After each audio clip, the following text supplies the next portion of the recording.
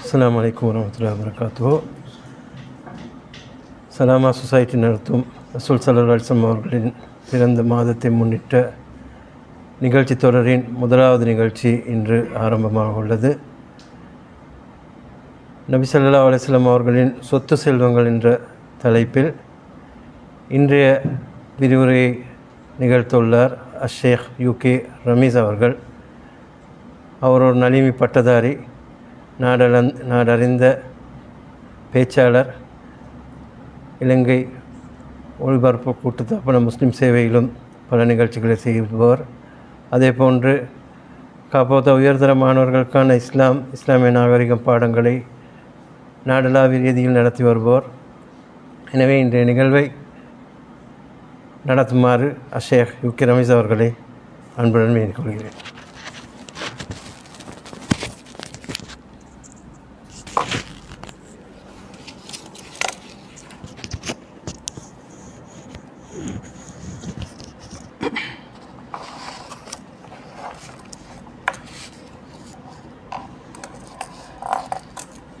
பிஸ்மில்லாஹிர் ரஹ்மானிர் ரஹீம். அல்ஹம்துலில்லாஹி ரப்பில் ஆலமீன். வஸ்ஸலாத்து வஸ்ஸலாமு அலா அஷ்ரஃபில் அன்பியா வல் முர்சலீன் வ அலா ஆலிஹி வ அஸ்ஹாபிஹி வ மன் தபியஹும் பி இஹ்சானின் இலா யௌமித்தீன். மதிப்புக்குரிய சகோதரர்களே, இந்த நிகழ்ச்சியை ஃபேஸ்புக் வாயிலாக கண்டுகளித்து கொண்டிருக்கின்ற சகோதர சகோதரிகளே, அஸ்ஸலாமு அலைக்கும் வரஹ்மத்துல்லாஹி வபரகாத்துஹு. நபி ஸல்லல்லாஹு அலைஹி வஸல்லம் அவர்களை நாங்கள் அறிந்து கொள்ள வேண்டும், அவரை நாங்கள் புரிந்து கொள்ள வேண்டும். அவருடைய வாழ்க்கையிலே பல கட்டங்கள் காணப்படுகின்றன. அந்த கட்டங்களை நாங்கள் தெளிவாக அறிந்து கொள்ள வேண்டும். நபி ஸல்லல்லாஹு அலைஹி வஸல்லம் அவர்கள் ஒரு பன்முக ஆளுமையாக திகழ்ந்துள்ளார்கள். எனவே அந்த வகையிலே நாங்கள் அவருடைய அந்த ஆளுமையை, பன்முகத்தன்மையை நாங்கள் புரிந்து கொள்ள வேண்டும். நபி அவர்கள் ஒரு அனாதையாக பிறந்து அப்படியே வளர்ந்து வாழ்க்கையிலே கஷ்டங்களையும் துன்பங்களையும் பட்டு ஒரு உன்னதமான நிலைக்கு மாறியமையை அல் குர்ஆன் எங்களுக்கு சொல்லுகின்றது. நபி அவர்களுடைய நீதி, அவர்களுடைய பண்பாடு, அவர்களுடைய வணக்கங்கள், வழிபாடுகள், நபி அவர்கள் கொண்டு வந்த ரிசாலத் என்ற அந்த செய்தி, நபி அவர்களுடைய மக்கா கால வாழ்க்கை, நுபுவத்தின் பின்னரான வாழ்க்கை, மதீனா கால வாழ்க்கை, இப்படியாக நாங்கள் நபி அவர்கள் தொடர்பாக பல விடயங்களை அறிந்து கொள்ள வேண்டும். அவ்வாறு நாங்கள் அவரை பற்றி அறிந்து அவரை நாங்கள் முன்மாதிரியாக எடுப்பதும் கூட நபி அவர்களை நேசிப்பதற்கான ஒரு வழிமுறையாக காணப்படுகின்றது. நாங்கள் நபி அவர்களை நேசிக்க வேண்டும். எங்களுடைய உயிரை விட மேலாக நேசிக்கின்றவர்களாக நாங்கள் இருப்போம் என்பது மிக முக்கியமானது ஒரு விடயம். அந்த வகையிலே நாங்கள் பொருளாதார கண்ணோட்டத்திலே நபி அவர்களை நோக்கினால், நபி அவர்கள் எவ்வாறு செயல்பட்டார்கள், அல் குர்ஆனுடைய போதனை, பொருளாதார போதனை என்பது எப்படி காணப்பட்டது, எப்போதும் நபி அவர்கள் பொருளாதார அல்லது அல் குர்ஆன் சொல்லக்கூடிய விடயங்களின் செயல் வடிவமாக இருக்கக்கூடிய ஒருவர் என்ற வகையில் பொருளாதார விவகாரங்களில் சொத்து செல்வங்களை திரட்டுவதில், அவற்றை பங்கீடு செய்வதில் அல்லது அவற்றை செலவழிப்பதில் நபி ஸல்லல்லாஹு அலைஹி வஸல்லம் அவர்களுடைய முன்மாதிரி என்ன? உண்மையில் நாங்கள் மிகவும் புரிந்து கொள்ள வேண்டிய ஒரு விடயமாக இந்த விடயம் காணப்படுகின்றது. பலபோது நாங்கள் நபி அவர்களை பற்றி நோக்கினால் இந்த பொருளாதாரம் சார்ந்த விடயங்களை சமுதாயம் மிக பிழையாக, மிக தவறாக விளங்கி இருக்கின்றதுவோ என்று நினைக்கத்தக்க அளவுக்கு நிலைமை காணப்படுகின்றது. பொருளாதார கண்ணோட்டத்திலே நபி அவர்களை நோக்குகின்றவர்கள் நபி அவர்களை ஒரு ஏழையாக காணக்கூடியவர்கள் இருக்கின்றார்கள். நாங்கள் நபி அவர்களுடைய பொருளாதார வாழ்வை, அவருடைய சொத்து செல்வங்கள் தொடர்பான விடயங்களை பார்ப்பதற்கு முன்னர், நாங்கள் விளங்கிக் கொள்வதற்கு முன்னர் புரிந்து கொள்ள வேண்டிய ஒரு அடிப்படையான விடயம்தான் நபி அவர்கள் பொருளாதார ரீதியாக எவ்வாறு செயல்பட்டார்கள் என்ற விடயத்தை நாங்கள் புரிந்து கொள்ள வேண்டும். அதற்கு முன்னராக இஸ்லாம் இந்த பொருளாதாரம் சார்ந்த விடயங்களை எங்களுக்கு எவ்வாறு சொல்லுகின்றது என்பதனை நாங்கள் புரிந்து கொள்ள வேண்டும். மிக சுருக்கமாக அந்த விடயத்தை விளக்கி நபி அவர்கள் அதன் செயல் வடிவமாக எவ்வாறு காணப்பட்டார்கள் என்பதனை நாங்கள் நோக்குவோம். அன்புக்குரிய சகோதரர்களே, சகோதரிகளே, பெரியோர்களே, அல் குர்ஆன் ஒரு பொருளாதார திட்டத்தை எங்களுக்கு சொல்லித் தருகின்றது. வாழ்வுக்கு நாங்கள் ஆதாரமாக அமைகின்ற வாழ்வாதாரத்தை தேடக்கூடியவர்களாக நாங்கள் இருக்க வேண்டும் என்பது குர்ஆன் எங்களுக்கு சொல்லித்தரக்கூடிய ஒரு கருத்தாக இருக்கின்றது. உலகப் பொருட்களுக்கு அல்லாஹு தாலா வைத்த பெயர்களுள் ஒன்று அத்தய்யிபாத் என்ற சிறந்தவை, நல்லவை என்ற பெயரை அல்லாஹு தாலா சொல்லுகின்றார். அத்தய்யிபாத், உங்களுக்கு நாங்கள் அத்தகைய தையிபாத்துகளை தந்தோம் என்று அல்லாஹு தாலா சொல்லுகின்றார். உலகப் பொருட்களுக்கு அல்லாஹு தாலா வைத்திருக்கின்ற இன்னும் ஒரு பெயர் தான் ஃபதுலுல்லா, அல்லாஹ்வுடைய சிறப்பு என்று நாங்கள் அதனை சொல்லலாம். சிறப்பு, அல்லாஹ்வுடைய அந்த ஃபதுல்களை நீங்கள் தேடி செல்லுங்கள் என்று அல் குர்ஆன் எங்களுக்கு சொல்லுகின்றது. இந்த உலகமும் உலகப் பொருட்களும் சொத்துக்களும் சுகங்களும் எங்களுடைய அடிப்படையான லட்சியமாக இல்லாமல் இருந்தாலும் கூட அவற்றை நாங்கள் தேடுவதும் அவற்றை எங்களுடைய கரங்களில் வைத்திருப்பதும் அவற்றை சமூக மனித நலனுக்காக நாங்கள் செலவு செய்வதும் இஸ்லாம் தூண்டிய ஒரு விடயம் என்பதனை நாங்கள் மிக சுருக்கமாக விளங்கி கொள்ளலாம். இஸ்லாம் விதியாக்கியுள்ள ஜகாத் என்ற கடமை, இஸ்லாம் எங்களுக்கு சொல்லித்தரக்கூடிய சதகா என்ற விடயங்கள், அதுபோன்று வக்ஃப் நாங்கள் பொது சொத்துக்களாக கொடுப்பது, இப்படியான ஏராளமான விடயங்களை எங்களுடைய கைகளில் கரங்களிலே பணம் இருக்கின்ற போதுதான் செய்வதற்கு முடியுமாக இருக்கும். செல்வங்களும் சொத்துக்களும் இருக்கின்ற போதுதான் அவற்றை எங்களுக்கு நிறைவேற்ற முடியுமாக இருக்கும். நாங்கள் அல் குர்ஆனிலே காணுகின்றோம், செல்வந்தர்களை தூண்ட வேண்டுமென்ற ஒரு மகத்தான கருத்தை எங்களுக்கு அல் குர்ஆன் சொல்லுகின்றது. அங்கே செல்வம் மோசமானது என்று சொல்லவில்லை, நல்ல விடயங்களை செய்வதற்காக செல்வந்தர்களை தூண்டுங்கள் என்று குர்ஆன் சொல்லுகின்றது. அதனை சொல்லுகின்ற அமைப்பும் கூட மிகவுமே ஒரு பாரதூரமான ஒரு வடிவத்தில் சொல்வதனை நாங்கள் காண முடிகின்றது. உதாரணமாக, ஹுதூஹு, அவனை பிடியுங்கள், ஃபகுல்லூஹு, அவனை இழுத்துச் செல்லுங்கள், சும்மல் ஜஹீம சல்லூஹு, பின்னர் ஜஹீம் என்ற நரகத்திலே அவனை தள்ளிவிடுங்கள், சும்ம ஃபீ சில்சிலத்தின் தர்ஊஹா சபஊன திராஅன் ஃபஸ்லுகூஹு, பின்னர் 70 முழங்கள் கொண்ட சங்கிலிகளால் அவனை நீங்கள் பிணையுங்கள் என்று சொல்லிவிட்டு அவன் செய்த தவறு என்ன, இத்தகைய ஒரு தண்டனை அவனுக்கு வழங்கப்படுவதற்கான நியாயம் என்னவென்றால், இன்னஹு கான லா யுமினு பில்லாஹில் அஸீம், மகத்தான இறைவனை அவன் நம்பாமல் இருந்தான். இரண்டாவது காரணம், வலா யஹுத்து அலா தஆமில் மிஸ்கீன், மிஸ்கீன்களுடைய உணவு, மிஸ்கீன்களுக்கு சென்று சேர வேண்டிய செல்வம் செல்வந்தர்களிடம் இருக்கின்றது. அந்த செல்வந்தர்களை தூண்டி ஏழைகளுக்குரிய அந்த சதகாக்களை, ஜகாத்துக்களை, வக்ஃபுகளை, ஏனைய பொருளாதாரம் சார்ந்த கடமைகள் தூண்டப்படாமல் இருந்தது, தூண்டாமல் இருந்தார்கள். இங்கே இஸ்லாம் சொல்லவில்லை செல்வத்தை உழைப்பது சேர்ப்பது பிழை என்று சொல்லவில்லை. அடுத்தவர்களுக்கு கொடுக்காமல், செல்வம் சார்ந்த கடமைகளை நிறைவேற்றாமல், அதை தன்னோடு மாத்திரம் சுருக்கி கொண்டு அடுத்தவர்களுக்கு செலவழிக்காமல் கஞ்சத்தனம் காட்டியவர்களை அல் குர்ஆன் தாராளமாக பாரதூரமான ஒரு விடயமாக சொல்லி காட்டி இருக்கின்றது. இத்தகைய போதனைகளை நாங்கள் நபி ஸல்லல்லாஹு அலைஹி வஸல்லம் அவர்களுடைய வாழ்க்கையிலே தாராளமாக காணலாம். அவர் உழைத்தார், அவர் சம்பாதித்தார், அவரிடம் செல்வம் இருந்தது. அந்த செல்வத்தை அவர் தன்னோடு மாத்திரம் பொத்தி கொள்ளவில்லை, சுருக்கி கொள்ளவில்லை, அடுத்தவர்களுக்கு செலவழிக்காமல் இருக்கவில்லை. தன்னுடைய வீடு தன்னுடைய மாளிகை என்று அவர் நோக்கவில்லை.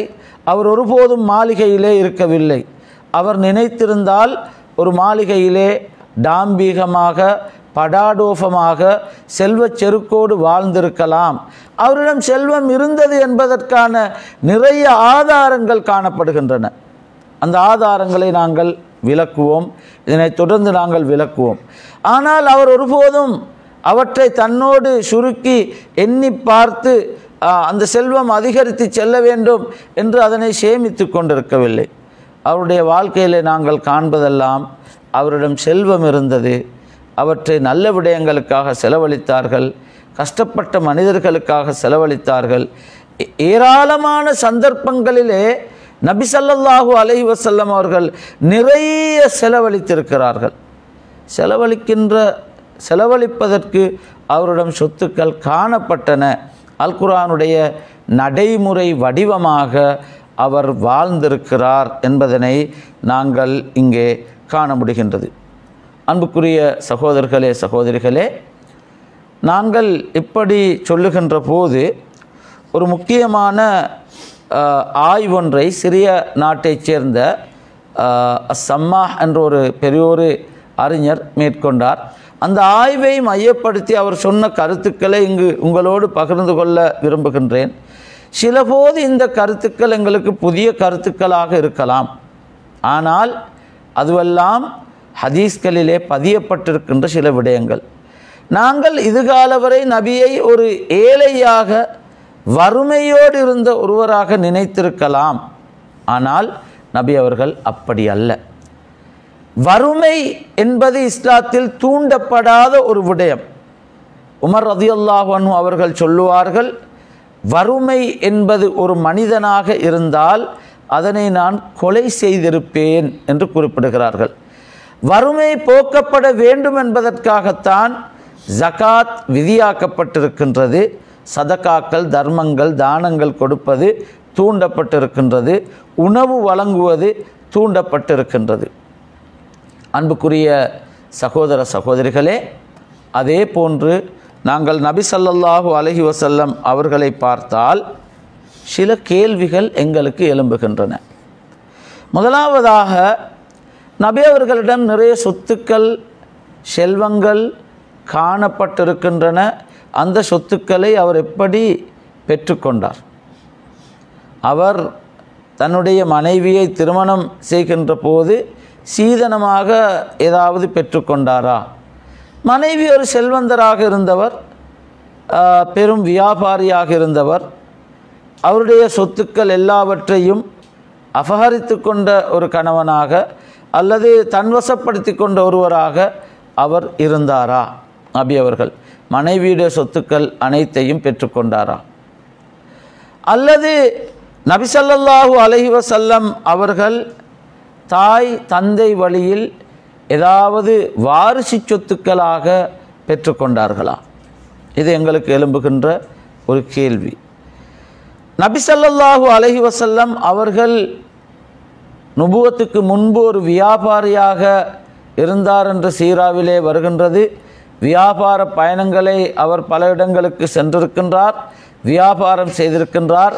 ஹதீஜா ரலியல்லாஹு அன்ஹா அவர்களுடைய வியாபார பொருட்களை எடுத்து சென்று வியாபாரம் செய்தார். திரும்பி வருகின்ற போது பெரிய செல்வத்தோடு பெரிய லாபத்தோடு திரும்பி வந்தார். இது ஹதீஜா ரலியல்லாஹு அன்ஹா அவர்களுக்கு மிகப்பெரிய ஆச்சரியத்தை கொடுத்தது. இது ஒரு காரணமாக அமையுமா? நபி அவர்களுடைய செல்வத்தை பெற்றுக்கொண்ட ஒரு வழிமுறை வியாபாரம்.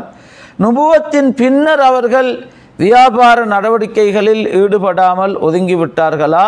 அப்படியாக இருந்தால் அவருடைய வருமான மூலங்கள் என்ன? எப்படி அவர் வருமானம் பெற்றுக்கொண்டார்? நபி ஸல்லல்லாஹு அலைஹி வஸல்லம் அவர்கள், நான் ஏற்கனவே சொன்னது போல, அவரிடம் செல்வம் இருந்தது. அந்த செல்வம் அவருடைய கைகளில் இருந்தது. அந்த செல்வத்தை அவர் உள்ளத்திலே போட்டுக்கொள்ளவில்லை. நாங்கள் இன்று நடைமுறையிலே காணுகின்ற ஒரு சிக்கலான விடயம் என்னவென்றால், செல்வம் இருக்கின்றது, அது உள்ளத்தை ஆளுகின்ற செல்வமாக இருக்கின்றது. அந்த செல்வத்தை நாங்கள் அடிமைப்படுத்தவில்லை. நாங்கள் சொன்னபடி அந்த செல்வத்தை பயன்படுத்துகின்றவர்களாக இருக்கவில்லை. மாற்றமாக அந்த செல்வம் ஏவுகின்ற பிரகாரம் நாங்கள் இருந்து கொண்டிருக்கின்றோம். நபி ஸல்லல்லாஹு அலைஹி வஸல்லம் அவர்களும் இப்படி செல்வத்தை சேமித்து வைத்துக்கொண்டு செல்வத்தை உள்ளத்திலே போட்டு அந்த உள்ளம் தோல்வி அடைந்த ஒரு நிலையிலே நபி அவர்கள் இருந்தார்களா? செல்வத்தின் அடிமையாக இருந்தாரா? நபி அவர்கள் சொல்லுகின்றார்கள், ஒரு சந்தர்ப்பத்திலே குறிப்பிட்டார்கள், செல்வத்தின் அடிமை நாசமாகிவிட்டான், செல்வத்தின் அடிமை நாசமாகிவிட்டான். அப்படியாக இருந்தால் இது என்ன சொல்லுகின்றது? மனிதர்கள் சிலபோது உள்ளத்தின் மனோ இச்சையின் அடிமையாக இருக்கிறார்கள், சிலபோது செல்வத்தின் அடிமையாக இருக்கிறார்கள், ஆட்டு மந்தைகளின் அடிமையாக இருக்கிறார்கள். நபி அவர்கள் இது தொடர்பாக எங்களுக்கு சொல்லி காட்டியிருக்கிறார்கள். நாங்கள் நபி அவர்களுடைய வாழ்க்கையிலே காணுகின்ற மிக முக்கியமான ஒரு சமநிலையான விடயமும் இந்த விடயம்தான். இஸ்லாம் எல்லா விடயத்திலும் சமநிலையை பேணுகின்றது. நபி அவர்களும் கூட அவர்களுடைய வாழ்க்கையிலும் கூட இந்த சமநிலையை நாங்கள் காணுகின்றோம். நபி அவர்கள் உயர்ந்த நிலையிலே உழைத்தார்கள், சம்பாதித்தார்கள், தேடினார்கள். அந்த தேடல் நபி அவர்களிடம் இருந்தது, உழைப்பு இருந்தது, நபி அவர்களுக்கு சொத்துக்கள் காணப்பட்டன. அதே போன்று அவர்கள் உயர்ந்த நிலையிலே அதனை செலவழித்தார்கள். அவர்கள் தன்னோடு மாத்திரம் சுருக்கி கொள்ளவில்லை. எடுத்துக்காட்டாக நாங்கள் சில உதாரணங்களை பார்ப்பது பொருத்தமானது என்று நான் நினைக்கின்றேன். அல் குர்ஆன் எங்களுக்கு சொல்லக்கூடிய ஒரு மிக முக்கியமான ஒரு கருத்து. நபி அவர்களுடைய 3 கட்டங்களை எங்களுக்கு அல் குர்ஆன் சொல்லி காட்டுகின்றது. நபி அவர்கள் ஒரு அனாதையாக இருந்தார், அவர் ஒரு யத்தீமாக இருந்தார். அவர் அல்லாஹு தஆலா அவருக்கு உதவி செய்தான். ஒரு யத்தீம், நாங்கள் பார்ப்போம், ஒரு யத்தீம் என்ற அந்த நிலை நபி அவர்கள் தயார்படுத்தப்பட்ட ஒரு நிலை என்று இஸ்லாமிய அறிஞர்கள் சொல்லி காட்டுவார்கள். நுபுவத்தை சுமப்பதற்கு, சமூக விவகாரங்களை சுமப்பதற்கு, சமூகத்தை வழிகாட்டுவதற்கு ஒரு தரம் தேவைப்படுகின்றது. நபி அவர்கள் வழிநடாத்தப்பட்ட அல்லது தயார்படுத்தப்பட்ட ஒரு விடயம்தான் அனாதையாக இருந்து அவர் உதவி செய்யப்பட்ட கட்டம். இஸ்லாம் அனாதைகளுக்கு உதவுவது தொடர்பாக மிக அழுத்தமாக சொல்லக்கூடிய ஒரு மார்க்கம். அனாதைகளை பராமரிப்பவர்களும் நானும் சுவர்க்கத்திலே இப்படி இருப்போம் என்று நபி அவர்கள் சொன்னார்கள். மிக நெருக்கமாக நாங்கள் இருப்போம் என்று சொன்னார்கள். அனாதைகளை துரத்துகின்றவன், அவன் ஒரு போலியாக தொழுகின்றவன், அவன் மார்க்கத்தை மறுப்பவன், இப்படியான தொழுகையாளிகளுக்கு கேடுதான் என்றெல்லாம் அல் குர்ஆன் எங்களுக்கு சொல்லுகின்றது. அரஐத்தல்லதி யுக்கத்திபு பித்தீன், மார்க்கத்தை அல்லது மறுமை நாளை பொய்ப்பிக்கின்றவனை நபியே நீர் பார்த்தீரா என்று அல் குர்ஆன் கேட்டுவிட்டு, அந்த மறுமையை மறுக்கின்றவன், மார்க்கத்தை மறுப்பவன் யார்? ஃபதாலிகல்லதி யதுல் யதீம், யதீம்களை அனாதைகளை துரத்துகின்றவன். அல்லாஹு தஆலா நபியை ஒரு அனாதையாக பிறக்கச் செய்து, பிறக்கின்ற போதே தந்தையை இழக்கச் செய்து, ஒரு அனாதையாக வளர்க்கச் செய்து, அனாதைகளுடைய பிரச்சனைகளை உணர்த்தச் செய்து அல்லாஹு தஆலா நபி அவர்களை தயார்படுத்தினான் என்ற விடயத்தை இந்த ஆரம்ப கட்டம் எங்களுக்கு உணர்த்துகின்றது. ஒருவன் அனாதையாக இருக்கின்ற போது வாழ்க்கையிலே எவ்வளவு கஷ்டங்களை, பிரச்சனைகளை அனுபவித்திருப்பார். தந்தை இருக்கின்ற போது பிள்ளைகளுக்கு விளையாடுவதற்கு, சாப்பிடுவதற்கு பொருட்களை கொண்டு வந்து கொடுப்பார். தந்தையை இழந்த பிள்ளைகள், அனாதை பிள்ளைகள், அவர்களுடைய கஷ்டங்களை நாங்கள் சரியாக புரிந்து கொள்ள வேண்டுமாக இருந்தால், நாங்கள் ஒரு அனாதையாக இருந்தால் தான் அதனை சரியாக புரிந்து கொள்ள முடியும். எங்களுடைய சிறிய பராயத்திலே நாங்கள் தந்தையை இழந்தவர்களாக இருந்திருந்தால் தான் முடியும். நபி அவர்கள் அனாதையாக பிறந்து வாழ்க்கை கஷ்டங்களை எல்லாம் அனுபவித்து சாச்சாவிடம் பெரியப்பாவிடம் வளர்ந்து அப்பாவிடம் வளர்ந்து வாழ்க்கை கஷ்டங்களை சிறிய பராயத்திலே அனுபவித்து வாழ்க்கை பிரச்சனைகளை எல்லாம் அனுபவித்து வந்த ஒருவர், அது நபி அவர்கள் தயார்படுத்தப்பட்ட கட்டமாக இருக்கின்றது. பொருளாதார சுமைகள் நாங்கள் காணுகின்றோம். நபி அவர்கள் அவருடைய சாச்சாவிடம் வளர்ந்த போது சாச்சாவுக்கு பெரியதொரு சுமை காணப்பட்டது, பொருளாதார சுமை. நபி அவர்கள் அவருடைய ஒரு பிள்ளையை வளர்ப்பு பிள்ளையாக எடுத்து செல்கின்றார். அலி ரலியல்லாஹு அன்ஹு அவர்கள் நபி அவர்கள் எடுத்து சென்றதற்கான காரணம், சாச்சாவுடைய பொருளாதார நிலை மிகவும் அடிமட்டத்தில் காணப்பட்டது. கஷ்டத்தோடு இருந்தார். அதிகமான பிள்ளைகள் இருந்தார்கள். ஒரு பிள்ளையை எடுத்துக்கொண்டு அவர் சென்று வளர்த்து கொடுக்கின்ற அந்த நோக்கத்திலே எடுத்து செல்கின்றார். இது கூட நபி அவர்களுடைய பொருளாதார நிலையை எங்களுக்கு காட்டுகின்றது. பொருளாதார ரீதியாக நிறைய உதவிகள் செய்வதற்கு அவருடைய அந்த ஆரம்ப முதன்மை நிலைதான் எங்களுக்கு சொல்லித்தருகின்ற விடயம். இரண்டாவது விடயம், வஜதக தால்லன் ஃபஹதா, வழி தெரியாத ஒருவராக நபி அவர்கள் இருந்தார்கள். அல்லாஹு தஆலா அவருக்கு ஹிதாயத்தை கொடுத்து வழியை காட்டி கொடுத்தான். நீங்கள் செல்ல வேண்டிய பாதை இதுதான், நீங்கள் செல்ல வேண்டிய இலக்கு இதுதான், அந்த பாதையுடைய லட்சணங்கள் இதுதான், அந்த பாதையிலே இப்படியான நபர்கள் இருப்பார்கள், அந்த பாதையிலே தனியாக போகின்றவருக்கு என்ன நடக்கும், அந்த பாதையிலே சேர்ந்து போகின்றவனுக்கு என்ன நடக்கும். தனியாக போகின்ற ஆட்டைத்தான் ஓனாய் பிடித்து கொள்ளும். அந்த பாதையிலே தனியாக போகின்றவன் ஷைத்தானுடைய அந்த மாய வலைகளுக்குள் சிக்காமல் போவதென்பது சிரமமான காரியம். கூட்டாக போகின்ற ஒருவன் அந்த மாய வலையில் சிக்கி தன்னுடைய பாதையை ஷைத்தானிய பாதையாக மாற்றிக்கொண்டாலும் அவர்களோடு போகின்ற உண்மையான ஈமானியத்துள்ள நண்பர்கள் அந்த பாதையிலே அந்த நண்பனை விட்டு விட்டு சென்று விட மாட்டான். போகின்ற பாதையிலே சரியான பாதையை நோக்கி அழைத்து செல்வான். அந்த பாதையை நபி அவர்கள் தேடினார்கள். ஹிரா என்ற குகைக்கு சென்றார்கள். அந்த பாதையை தேடித்தான் சென்றார்கள். இவர்களெல்லாம் பிழையான பாதையிலே சென்று கொண்டிருக்கின்றார்களே, எப்படி இவர்களை சரியான பாதையை நோக்கி வழி நடாத்தலாம் என்று ஹிராவிலே போய் சிந்தித்தார்கள். அல்லாஹு தஆலா நேர்வழியை கொடுத்தான்.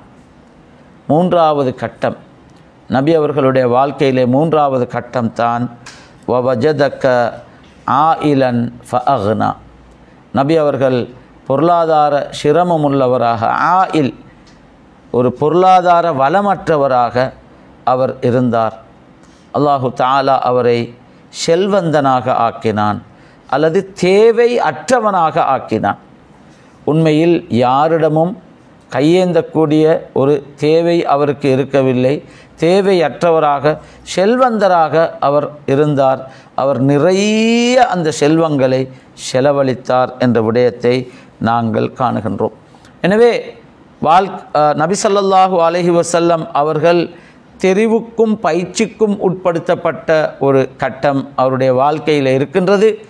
இரண்டாவது ஒரு கட்டம், அவருக்கு அந்த ஹிதாயத் என்ற நேர்வழி பாதை எதுவென்று தெரியாதிருந்த கட்டத்திலே பாதை காட்டி கொடுக்கப்பட்ட அந்த கட்டம். மூன்றாவது கட்டம், நபி ஸல்லல்லாஹு அலைஹி வஸல்லம் அவர்கள் ஒரு செல்வந்தராக மாறிய அந்த கட்டம். எனவே இந்த மூன்றாவது கட்டம் தான் எங்களுக்கு மிக முக்கியமான ஒரு விடயம். அப்துல்லா இப்னு அப்பாஸ் ரலியல்லாஹு அன்ஹு அவர்கள் அறிவிக்கின்ற ஒரு ரிவாயத்திலே அவர் சொல்லுகின்றார், மக்காவிலே குறைஷியருக்கு பெரியதொரு பஞ்சம் ஏற்பட்டது. அந்த பஞ்சம் ஏற்பட்ட போது அந்த பஞ்சத்தை எதிர்கொள்வதற்கு அப்துல் முத்தலிப் அவர்களாலும் முஹம்மத் ஸல்லல்லாஹு அலைஹி வஸல்லம் அவர்களாலும் தான் அந்த பஞ்சத்தை எதிர்கொள்வதற்கு முடியுமாக இருந்தது. மிகவும் அகோரமான ஒரு பஞ்சம். மனிதர்கள் புட்களை தின்னக்கூடியவர்களாக அல்லது கயிறுகளை கூட தின்னக்கூடியவர்களாக, சாப்பிடுவதற்கு எதுவுமே அற்றவர்களாக, மிகவுமே இக்கட்டான ஒரு நிலையில் இருந்தபோது நபி ஸல்லல்லாஹு அலைஹி வஸல்லம் அவர்களாலும் அப்துல் முத்தலிப் அவர்களாலும் தான் சமூகத்துக்கு ஏதாவது செய்யக்கூடிய ஒரு பொருளாதார நிலை இருந்தது என்று இப்னு அப்பாஸ் ரதியல்லாஹு அன்ஹு அவர்கள் சொல்லி காட்டுகின்றார்கள். அன்புக்குரிய சகோதரர்களே, சகோதரிகளே, இது நாங்கள் புரிந்து கொள்ள வேண்டிய மிக முக்கியமானதொரு விடயம். இஸ்லாம் உழைக்க தூண்டுகின்றது ஒரு மார்க்கம். இஸ்லாம் வருமானத்தை ஈட்டி கொள்ள தூண்டுகின்றது ஒரு மார்க்கம். அவற்றை கரங்களில் வைத்திருக்க கூடாது. அவை எங்களுடைய கரத்திலே வைத்திருக்க வேண்டும். உள்ளத்திலே செல்வாக்கு செலுத்தக்கூடிய சக்தியாக அதனை மாற்றக்கூடாது என்று சொல்லுகின்ற மார்க்கம். நாங்கள் பணத்தை அடிமைப்படுத்த வேண்டுமே ஒழிய பணத்தின் அடிமையாக இருக்கக்கூடாத மார்க்கம் என்று இஸ்லாம் சொல்லுகின்றது. அத்தனை பண்புகளும் நபி அவர்களிடம் இருந்தது. நபி அவர்கள் நினைத்திருந்தால் ஏற்கனவே நான் சொல்லியது போல தன்னுடைய வீட்டை ஒரு மாளிகையாக அமைத்திருக்கலாம். தன்னுடைய பரிவாரங்களை அப்படியெல்லாம் அமைத்திருக்கலாம். இன்னொரு சம்பவத்தை நாங்கள் நோக்குவோம். நபி ஸல்லல்லாஹு அலைஹி வஸல்லம் அவர்களுடைய ஆரம்ப நுபுவத்துக்கு முற்பட்ட காலத்தில் தான் நான் ஏற்கனவே சொல்லி காட்டிய அந்த நிகழ்வு, அதாவது அபூ தாலிப் நபி ஸல்லல்லாஹு அலைஹி வஸல்லம் அவர்களுடைய சிறிய தந்தை, அலி ரதியல்லாஹு அன்ஹு அவர்களுடைய தந்தை. அவருக்கு பிள்ளைகள் அதிகமாக இருந்த காரணத்தினால் நபி அவர்கள் திருமணம் கூட முடித்திருக்க முன்னர் அந்த நிகழ்வு நடைபெறுகின்றது. உண்மையில் அந்த அலி ரலியல்லாஹு அன்ஹு அவர்களை அவர் பொறுப்பெடுக்கின்றார். வளர்ப்பதற்கு அவர் பொறுப்பெடுக்கின்றார், பொறுப்பெடுத்து வளர்க்கின்றார். திருமணத்தின் பின்னரான ஒரு நிகழ்வு. பொறுப்படுத்தி வளர்க்கின்றார். அவரிடம் அந்த இயலுமை காணப்பட்டது, அந்த சக்தி காணப்பட்டது, அந்த ஆற்றல் இருந்தது, பொருளாதார வலிமை அவரிடம் காணப்பட்டது. இஸ்லாம் பொருளாதார வலிமையை தூண்டுகின்ற மார்க்கம். சிலபோது நாங்கள் காண முடியும், முதலாளித்துவ சிந்தனை என்பது எப்பொழுதும் பணமுள்ளவர்களை மிகப்பெரிய பணக்காரர்களாக மாற்றுவதற்கான திட்டங்களை எங்களுக்கு சொல்லித்தரும். மனிதர்கள் இப்படி இருக்கின்ற போது செல்வந்தர்கள் இப்படி இருப்பார்கள், ஏழைகள் கீழே இருப்பார்கள். செல்வந்தர்களை இன்னும் உயர்த்துகின்ற வேலையை எப்போதும் முதலாளித்துவ சிந்தனை செய்யும், அழகாக செய்யும். சமவுடைமை சிந்தனையை நாங்கள், மார்க்சிசம் போன்ற சமவுடைமை சிந்தனையை நாங்கள் எடுத்து நோக்கினால், ஏழைகள் இங்கே இருப்பார்கள், செல்வந்தர்கள் இங்கே இருப்பார்கள். இந்த பணக்காரர் ஏழைகளை சற்று தூக்குவதற்காக பணக்காரர்களை கீழே போட்டு விடுவார்கள். அவர்களுடைய அந்த பொருளாதார சிந்தனை, பொருளாதார வழிகாட்டல் என்பது மிக பெரும்பாலும் அப்படியான ஒன்று. செல்வந்தர்களை அப்படியே கீழே போட பார்ப்பார்கள். சில போது இந்த ஏழைகளை விட அவர் ஒரு தரத்தில் இருந்தால் இந்த செல்வந்தர்கள் இங்கே இருப்பார்கள், அவர்களை இந்த மட்டத்துக்கு கொண்டு வந்து இறக்க முயற்சி செய்வார்கள். இஸ்லாம் சொல்லுகின்ற வழிகாட்டல்கள் அல்லது நபி அவர்களுடைய நடைமுறைகள் என்பது இந்த ஏழைகள் இப்படி இருக்கின்ற நிலையிலிருந்து ஏழைகளை உயர்த்தக்கூடிய வழிகாட்டலை காட்டுகின்ற அதே நேரம் இங்கே இருக்கின்ற பணக்காரனை இன்னும் அதிகமாக உயர்த்துகின்ற வழிகாட்டலை இஸ்லாம் காட்டும். அல்லது அப்படியே செல்வந்தர்கள் இருக்க ஏழைகளை உயர்த்துகின்ற வழிகாட்டலை இஸ்லாம் எங்களுக்கு சொல்லித்தருகின்றது. நபி அவர்களுடைய வாழ்க்கையிலும் நாங்கள் இதனை காண்கின்றோம். நபி ஸல்லல்லாஹு அலைஹி வஸல்லம் அவர்கள் நுபுவத்துக்கு முன்னரும் நுபுவத்துக்கு பின்னரும் வியாபார நடவடிக்கையிலே ஈடுபட்டிருக்கிறார்கள். நபி ஸல்லல்லாஹு அலைஹி வஸல்லம் அவர்களுக்கு தூது வழங்கப்பட்ட போது அந்த மக்கள் ஆச்சரியப்பட்டார்கள். இவருக்கு எப்படி தூது வழங்க முடியும் என்று கேட்டார்கள். அவர்கள் சொன்ன வார்த்தை என்னவென்றால், மா லிஹாதர் ரசூல், இந்த தூதருக்கு என்ன நடந்திருக்கின்றது? யஅகுலு தஆம் வயம்ஷி ஃபில் அஸ்வாக். பாங்கு முடிஞ்சதுக்கு பிறகு நாங்கள் தொடருவோம்.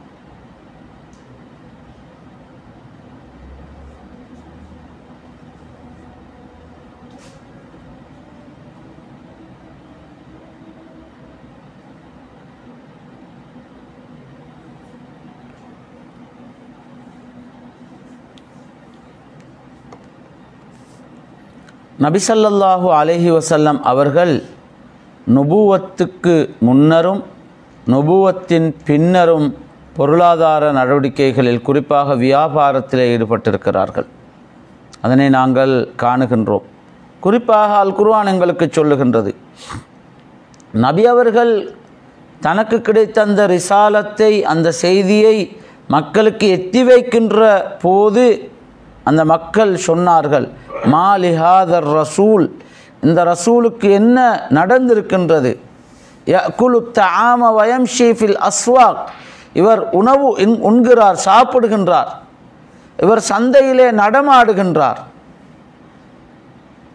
ஒரு நபி, ஒரு தூதர், அவர் சாப்பிடாத ஒருவராக இருக்க வேண்டும், அவர் சந்தையிலே நடமாடாத ஒருவராக இருக்க வேண்டும், அவர் நிறைய அற்புதங்களை காட்ட வேண்டும் என்று அந்த பொதுமக்கள் பொதுஜனங்கள் நம்பியது.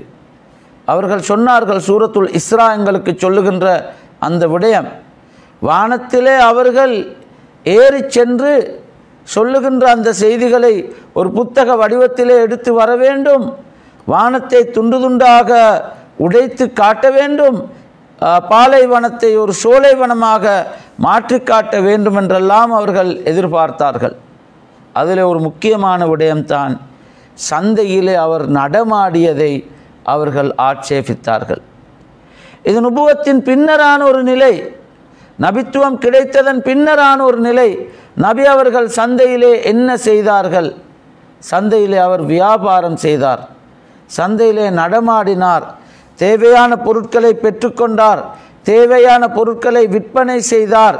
இப்படியான வியாபார நடவடிக்கைகளில் அவர் ஈடுபட்டதனைத்தான் இந்த வசனம் குறிப்பதாக சில தஃப்சீர் அறிஞர்கள் சொல்லி காட்டுகின்றார்கள். சந்தையிலே நபி அவர்கள் நடமாடியதற்கான காரணம் வியாபார அல்லது பொருளாதார நடவடிக்கைகளிலே நபி அவர்கள் ஈடுபட்டார்கள் என்பதனையே காட்டுகின்றது என்பது அவர்களுடைய கருத்தாக இருக்கின்றது.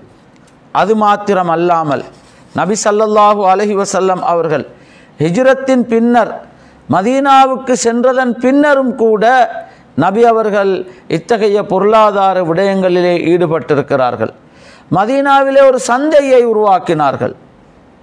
அந்த சந்தை வியாபாரத்துக்கான ஒரு சந்தையாக இருந்தது. சஹாபாக்கள் அந்த சந்தையிலே வியாபாரத்திலே ஈடுபட்டார்கள். எங்களுக்கு தெரியும், அந்த சமுதாயத்திலே மிகப்பெரிய செல்வந்தராக இருந்த அப்துர் ரஹ்மான் இப்னு அவுஃப் ரலியல்லாஹு அன்ஹு அவர்கள் மதீனாவுக்கு வந்ததன் பின்னர் அந்த சந்தையை நோக்கி செல்கின்றார். வெறும் கையோடு வந்தவர், எங்களுடைய பாஷையில் சொல்வதாக இருந்தால் ஷொப்பிம்பேக்கோடு வந்த ஒருவர் செல்வந்தராக மாறிவிட்டார். அப்படி மாற வேண்டும், மாற முடியும், மாறுவதற்கான தூண்டுதல்கள் இஸ்லாத்திலே தாராளமாக வழங்கப்பட்டிருக்கின்றது. நாங்கள் எல்லா காலத்திலும் ஒரே நிலையில் இருப்பது இஸ்லாத்தின் தூண்டல் அல்ல. எங்களுடைய வாழ்க்கையிலே ஒரு முன்னேற்றம் இருக்க வேண்டும், ஒரு மாற்றம் வர வேண்டும்.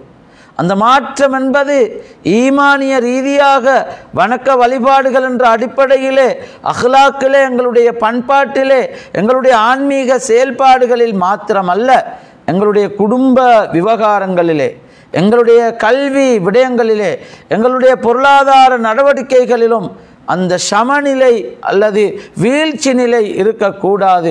ஒரு முன்னேற்றம் இருக்க வேண்டும், ஒரு மாற்றம் இருக்க வேண்டும் என்பதனையே இந்த விடயங்கள் எங்களுக்கு காட்டுகின்றது. நபி அவர்கள் தேவையுள்ள ஒருவராக இருந்தார். அவருக்கு அதிகமான தேவைகள் காணப்பட்டன. தேவை இல்லாத அளவுக்கு, குறிப்பாக பொருளாதார ரீதியாக தேவையற்ற அளவுக்கு அவர் மாறினார். இது அந்த மாற்றத்தை எங்களுக்கு காட்டுகின்றது. நாங்களும் அப்படி எங்களுடைய வாழ்க்கையிலே மாறுவதற்கான முன்மாதிரியை அவரிடமிருந்து நாங்கள் பெற்றுக்கொள்ள வேண்டும். ஒரு முஸ்லிமுடைய 2 நாட்கள் சமனாக கூடாது என்று சொல்லுவார்கள். அப்படி சமப்பட்டால் அது நஷ்டவாளியுடைய அடையாளம் என்று சொல்லி காட்டுவார்கள். அன்புக்குரிய சகோதரர்களே, சகோதரிகளே, நாங்கள் இது குறித்து சிந்தித்து பார்க்க வேண்டும். நபி ஸல்லல்லாஹு அலைஹி வஸல்லம் அவர்களிடம் ஒரு ஒட்டகம் காணப்பட்டது. சீராவிலே அந்த ஒட்டகத்துக்கு பேரையும் சொல்லி காட்டுவார்கள். ஒரு குதிரை காணப்பட்டது. ஒரு கோவேறு கழுதையும் இருந்தது. எங்களுடைய கால பாசையிலே இதனை நாங்கள் சொல்வதாக இருந்தால், ஒரு மனிதனிடம் 3 வாகனங்கள் இருக்கின்றது என்று சொன்னால் அவன் மிக பெரும்பாலும் ஒரு ஏழையாக இருக்க மாட்டான். அதிலும் ஒட்டகம் என்பது விலை கூடிய ஒரு வாகனம்.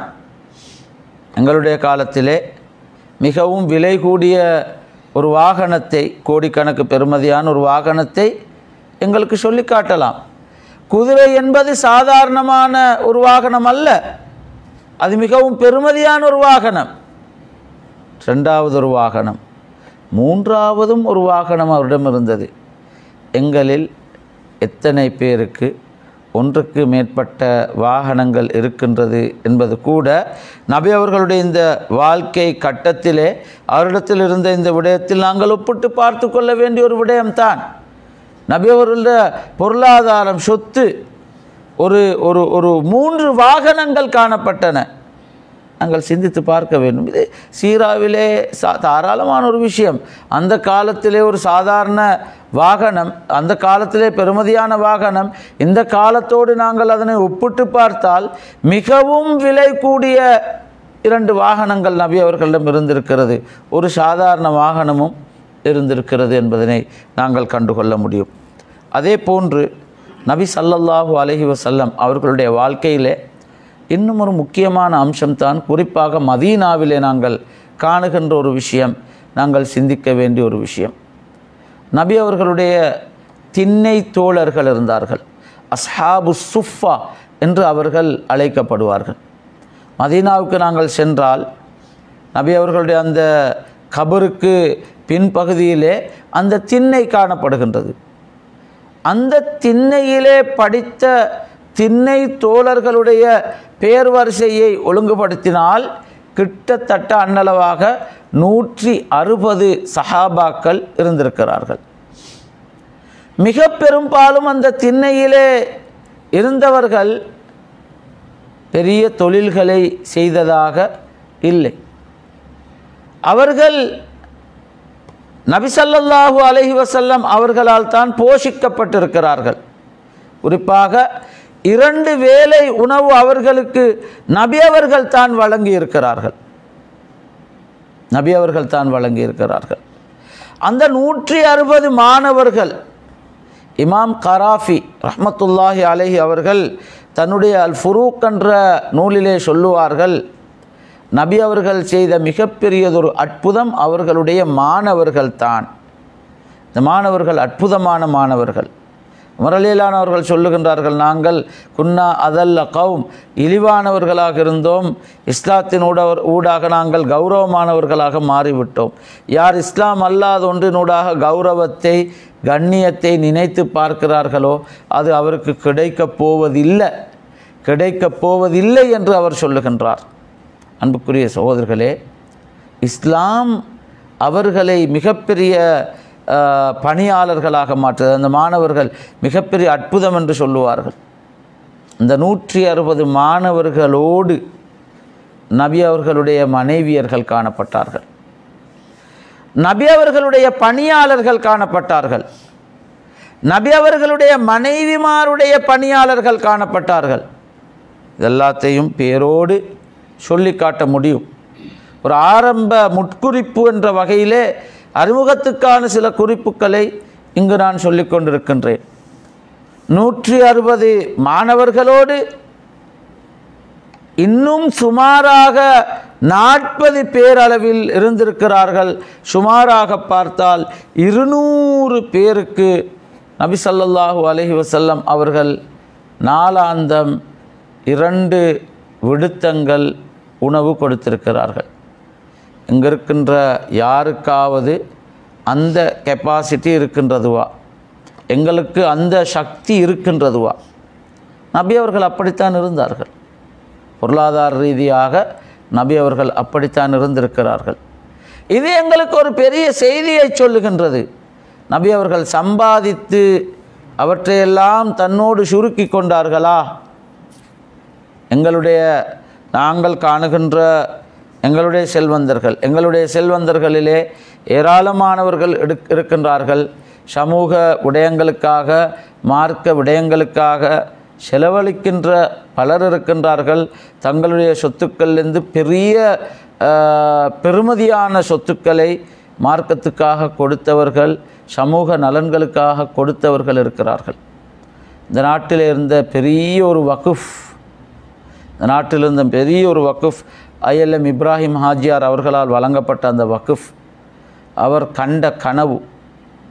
கண்ட கனவு என்னவென்றால், என்னுடைய செல்வத்திலிருந்து சிறுவர்கள் ஓத வேண்டும் என்று அவர் கனவு கண்டார். இன்று நேற்றல்ல, நாங்கள் பிறப்பதற்கும் முன்னர் அவர் கண்ட கனவு. அவருக்கு ரப்பர் கிங் என்று சொல்லுவார்கள். ரப்பர் வர்த்தகம் அவருடைய கையில் இருந்தது. மிகப்பெரிய செல்வந்தர், பெரிய எஸ்டேட் சொந்தக்காரர். ஆயிரக்கணக்கான ஏக்கர் எஸ்டேட் அவருக்கு இருந்தது. அந்த எஸ்டேட்டுகளிலே மிக பெருமதியான லாபம் தரக்கூடிய எஸ்டேட்டுகளைத்தான் அவர் வக்ஃப் சொத்தாக ஆக்கிவிட்டு தன்னுடைய ஒவ்வொரு பிள்ளைக்கும் சுமாராக 200 ஏக்கர்கள் கொடுத்தார். மற்றவற்றை வக்ஃபாக கொடுத்து விட்டார். அந்த வக்ஃபிலே தான் அந்த காலத்தில் இருந்தது மஊனத்துர் ரஹ்மான் என்ற ஒரு அமைப்பு. சிறுவர்களுக்கு அல் குர்ஆனை ஓதி கொடுப்பதற்கான ஒரு ஏற்பாடு அதனூடாக நடந்தது. பிள்ளைகள் சில போது லாபம் உழைக்கக்கூடிய இத்தகைய சொத்துக்களை கொடுக்க வேண்டுமா என்று கேட்டபோது அவர் சொன்ன வார்த்தை என்னவென்றால், இவற்றையெல்லாம் நான் தான் சம்பாதித்தேன், இவற்றை வக்ஃபாக கொடுப்பதற்கு காரணம் என்னுடைய சுயநலம்.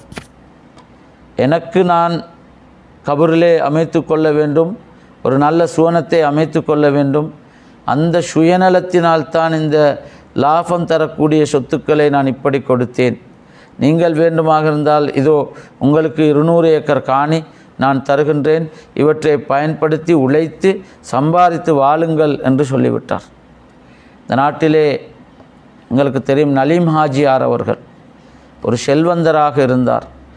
அவரை விட பெரிய செல்வந்தர்கள் அந்த காலத்திலே இருந்தார்கள். நான் நினைக்கின்றேன், இங்கு நாங்கள் இந்த நிகழ்ச்சியை செய்து கொண்டிருக்கின்ற போது கூட அவருக்கு நன்மைகள் போய்கொண்டிருக்கும். உண்மையிலே ஒரு பெரிய ஒரு பாக்கியவான்.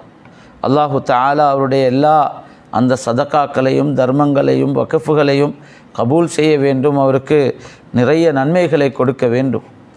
நபி அவர்களுடைய அந்த வாழ்க்கையிலும் இதே விடயம்தான். செல்வம் இருந்தது, செல்வத்தை ஒரு போதும் அவர் தன்னோடு சுருக்கி கொள்ளவில்லை. அதனை செலவழித்தார். சமூக முன்னேற்றத்துக்காக அவற்றை கொடுத்தார். இதனைத்தான் நாங்கள் காணுகின்றோம். அன்புக்குரிய சகோதரர்களே, நபி ஸல்லல்லாஹு அலைஹி வஸல்லம் அவர்களுக்கு தன்னுடைய தந்தை மூலமாக வாரிசு சொத்தாக கிடைத்த சொத்துக்கள் காணப்பட்டன. ஒரு அடிமை பெண் இருந்தார். 5 ஒட்டகங்கள் அவருக்கு கிடைத்திருக்கின்றன. அதுவல்லாத இன்னும் சில பொருட்கள் அவருக்கு கிடைத்திருக்கின்றது. தாய் வழியாக கிடைத்த சில அனந்தர சொத்துக்கள் அவருக்கு இருக்கின்றன. மனைவியின் வழியாக ஹதீஜா ரலியல்லாஹு அன்ஹா அவர்களிடமிருந்து வாரிசு சொத்தாக கிடைத்த சொத்துக்களும் காணப்படுகின்றன. அன்புக்குரிய சகோதரர்களே, அந்த வகையில் அன்ஃபால் என்று சொல்லக்கூடிய அல்லது யஸ்அலூனக அனில் அன்ஃபால் குர்ஆனிலே வருகின்றது. சூரத்துல் அன்ஃபால். கனீமத் பொருட்கள். கனீமத் பொருட்களிலே 5இல் 1 நபி அவர்களுக்கு கிடைத்திருக்கின்றது. மதீனாவிலே பிற்காலத்திலே நடைபெற்ற சில நிகழ்வுகளில் நபி ஸல்லல்லாஹு அலைஹி வஸல்லம் அவர்களுக்கு அந்த 5இல் 1 கனீமத் பொருட்களாக கிடைத்த அந்த சொத்துக்கள் காணப்பட்டன.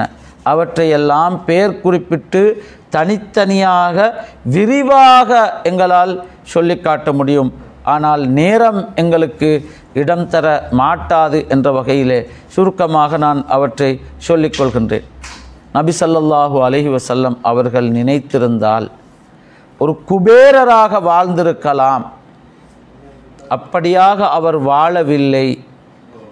அவர் ஒரு எளிமையாக வாழ்ந்தார்.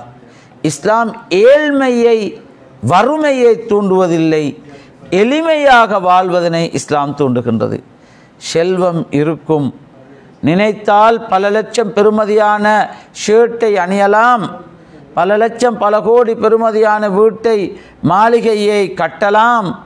ஆனால் சிம்பிளாக வாழ்வதை, சிம்பிளிசிட்டியை தூண்டிய ஒரு மார்க்கமாக இந்த மார்க்கம் காணப்படுகின்றது.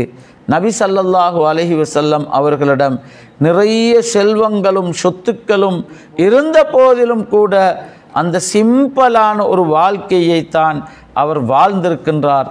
மிக பெரிய சொத்துக்களை, மிக பெரிய செலவுகளை சமுதாய நலன் கருதி அவர் செய்திருக்கிறார். நபி அவர்கள் அந்த மாணவர்களுக்கு செய்த செலவு எங்களுக்கு மிகப்பெரியதொரு பாடத்தை சொல்லித் தருகின்றது. நாங்கள் கல்வி என்ற அந்த விடயத்திலே நாங்கள் முன்னுரிமை வழங்க வேண்டும் என்ற கருத்தை எங்களுக்கு சொல்லி தந்திருக்கின்றது. நபி ஸல்லல்லாஹு அலைஹி வஸல்லம் அவர்களுடைய ஒரு செயல்பாட்டை புகாரி, முஸ்லிம் போன்ற கிரந்தங்களிலே பதிவு செய்யப்பட்ட ஒரு ஹதீஸ் எங்களுக்கு சொல்லி காட்டுகின்றது. ஹுவைரிஸ் என்ற ஒரு சஹாபி அந்த ஹதீஸை அறிவிக்கின்றார். நாங்கள் சமவயதினர்களாக இருந்தோம், நாங்கள் வாலிபர்களாக இருந்தோம். நபி ஸல்லல்லாஹு அலைஹி வஸல்லம் அவர்கள் எங்களை அழைத்து சென்று சுமார் 20 தினங்கள் எங்களுக்கு கற்றுத்தந்தார்கள், எங்களுக்கு சொல்லித்தந்தார்கள். 20 days கோர்ஸ் மாதிரி. நாங்கள் இந்த காலத்தில் கோர்ஸ் என்று யோசிக்கிறது போல சில தினங்கள் அந்த இளைஞர்களுக்கு தேவையான வழிகாட்டல்களை நபி ஸல்லல்லாஹு அலைஹி வஸல்லம் அவர்கள் வழங்கினார்கள். வழங்க செல்ல எவ்வளோ நபி அவங்க ஒரு சைக்கலாஜிக்கலாக நடந்து கொண்டார்ன்றத ஹுவைரிஸ் ரலியல்லாஹு அன்ஹு அவர்கள் எங்களுக்கு சொல்லி காட்டுகின்றார். நபி அவர்கள் நினைத்து விட்டார் எங்களுக்கு ஹோம்சிக் வந்து விட்டது என்று. ஹோம்சிக் என்றது நான் இந்த காலத்து பாஷையில் சொல்லுகின்றேன். எங்களுக்கு எங்களுடைய குடும்பத்தை பற்றிய யோசனை வந்து விட்டது என்று நபி அவர்கள் நினைத்து விட்டார். அதே போல் எங்களிடம் வந்து கேட்டார், நீங்கள் வீட்டில் யாரை விட்டுட்டு வந்திருக்கிறீர்கள் என்று கேட்டார். நாங்கள் இன்னின்னாக்களை எல்லாம் விட்டு வைத்து வந்திருக்கின்றோம் என்று சொன்னோம். அதன் பின்னர் நபி ஸல்லல்லாஹு அலைஹி வஸல்லம் அவர்கள் சொன்னார்கள், இங்கு படித்தவற்றை நீங்கள் வீட்டில் போய் சொல்லிக் கொடுங்கள். நான் எவ்வாறு தொழ கண்டேனோ நீங்களும் அவ்வாறு தொழுங்கள் என்று தேவையான வழிகாட்டல்களை வழங்கினார். உங்களில் பெரியவர் பொருத்தமானவர் தொழுகையை நடாத்துங்கள் என்று சொல்லி காட்டினார் என்று குறிப்பிட்டு விட்டு அவர் சொல்லுகின்றார், கான ரசூலுல்லாஹி ஸல்லல்லாஹு அலைஹி வஸல்லம் ரஹீமன் ரஃபீகா. நபி அவர்கள் இரக்கமான ஒருவராகவும் எங்களோடு இணைந்து சேர்ந்து நடந்து கொள்ளக்கூடிய ஒருவராகவும் இருந்தார். 20 நாள் கோர்ஸுக்கு சல்லி தேவைப்படும் தானே, கொடுத்தது யார்? கொடுத்தது யார்? நபி ஸல்லல்லாஹு அலைஹி வஸல்லம் அவர்கள் கல்விக்கு நிறைய செலவு செய்திருக்கிறார்கள். படிப்பதற்கு, மாணவர்களை கற்பிப்பதற்காக நிறைய செலவு செய்திருக்கிறார்கள். அஸ்ஹாபு சுஃபாவுடைய அந்த சம்பவம் கூட எங்களுக்கு இதனைத்தான் சொல்லி காட்டுகின்றது. நபியுடைய தோழர்களும் கூட செல்வந்தர்களாக இருந்திருக்கிறார்கள். நாங்கள் சுவர்க்கத்துக்கு நன்மாராயணம் கூறப்பட்ட 10 சஹாபாக்களை எடுத்தால் அதில் சுமாராக 7 அல்லது 8 சஹாபாக்கள் மிகப்பெரிய செல்வந்தர்களாக, வியாபாரிகளாக இருந்தவர்கள். சஅத் இப்னு அபி வக்காஸ் ரலியல்லாஹு அன்ஹு அவர்கள் தன்னுடைய முழு சொத்துக்களையும் கொடுப்பதற்கு முன்வந்த போது நபி அவர்கள் வேண்டாம் என்று தடுத்தார்கள். அரைவாசி சொத்தை கொடுப்பதற்கு முன்வந்த போதும் நபி அவர்கள் அதனை ஏற்றுக்கொள்ளவில்லை.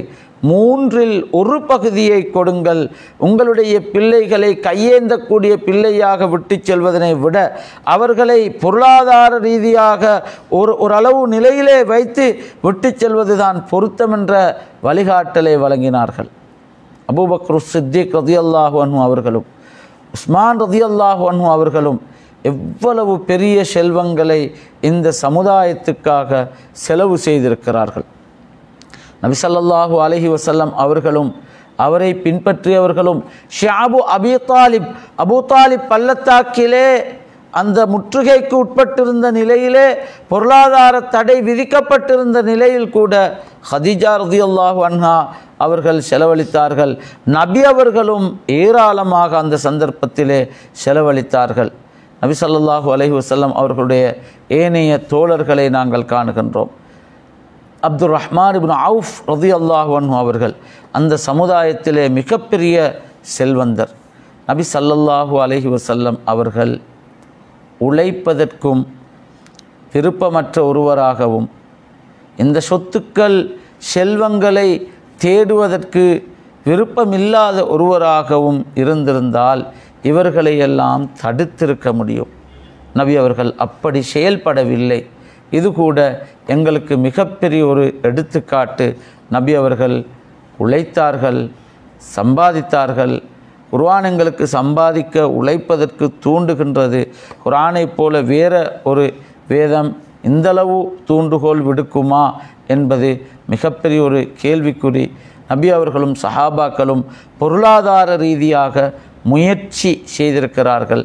எனவே தான் இஸ்லாமிய அறிஞர்கள் சொல்லி காட்டுவார்கள், எங்களுடைய செல்வங்களை நாங்கள் முதலீடு செய்து வளர்த்து கொள்ள வேண்டும். இது பெரியவர்களுடைய பண்பாக இருக்க வேண்டும், சிறுவர்களுடைய பண்பாக சேமித்தல் என்பது இருக்கலாம் என்று இஸ்லாமிய அறிஞர்கள் சொல்லி காட்டுவார்கள். நபி ஸல்லல்லாஹு அலைஹி வஸல்லம் அவர்களுடைய பொருளாதார வாழ்க்கையிலே நாங்கள் ஏராளமான விடயங்களை கண்டுகொள்ள முடியும். அதிலிருந்து நாங்கள் பாடங்களை, படிப்பினைகளை பெற்று சொத்துக்கள் சுகங்களை நாங்கள் தேடி எங்களோடு மாத்திரம் சுருக்கிக் கொள்கின்ற இஸ்லாம் தடுத்த முறையிலிருந்து நாங்கள் விடுபட்டு எங்களோடு சேர்த்து சமுதாய தேவைகளையும் மனிதகுல தேவைகளையும் நாங்கள் அடையாளப்படுத்தி அவர்களுக்கெல்லாம் நன்கு செலவு செய்கின்றவர்களாக நாங்கள் இருப்போம். அதற்கான சிறந்த முன்மாதிரியாக நபி ஸல்லல்லாஹு அலைஹி வஸல்லம் அவர்கள் இருந்து காட்டியிருக்கிறார்கள். நபி அவர்களுடைய வாழ்க்கையிலே எங்களுக்கு அழகிய முன்மாதிரி இருக்கின்றது. அந்த முன்மாதிரியில் ஒரே ஒரு முன்மாதிரி தான் பொருளாதாரம் சார்ந்த இந்த முன்மாதிரி. அந்த முன்மாதிரியையும் நாங்கள் எடுத்து நடப்போம் என்று கூறி வல்லநாயன் எம் அனைவருக்கும் துணை புரிய வேண்டுமென்று எல்லாம் வல்ல அல்லாஹ்விடம் வேண்டி என்னுடைய இந்த உரையை முடித்துக்கொள்கின்றேன். வஸ்ஸலாமு அலைக்கும் வரஹ்மத்துல்லாஹி வபரகாத்துஹு. ஜஸாக்குமுல்லாஹு ஹைரன்.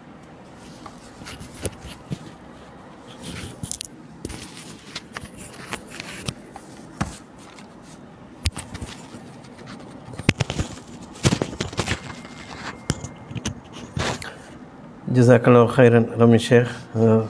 சிறப்பான ஒரு ஆரம்பத்தை இந்த தொடருக்கு நீங்கள் எடுத்து தந்தீங்க. அல்லாஹ் தஆலா உங்களோட அறிவுலையும் ஆரோக்கியத்திலையும் பரக்கத் செய்யணும் என்ற துஆவோட இன்ஷா அல்லாஹ் இன்றைக்கு ஆரம்பித்த இந்த தொடர் நிகழ்ச்சி இன்ஷா அல்லாஹ் இன்னும் 6 வாரங்களுக்கு தொடர்ந்து திங்கட்கிழமை நாட்களில் நடக்கும். சில நாட்களில் நாங்கள் இது ஆன்லைன் மூலமாக மட்டும் செய்ய வேண்டி இருக்குது.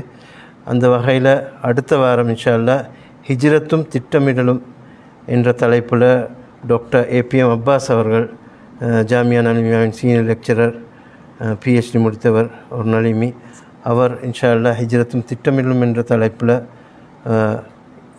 2ஆம் தேதி மாலையில் 7 மணிலேருந்து 8 மணி வரைக்கும் ஃபேஸ்புக் லைவ் ஊடாக மட்டும் அது ஒளிபரப்பப்படும்.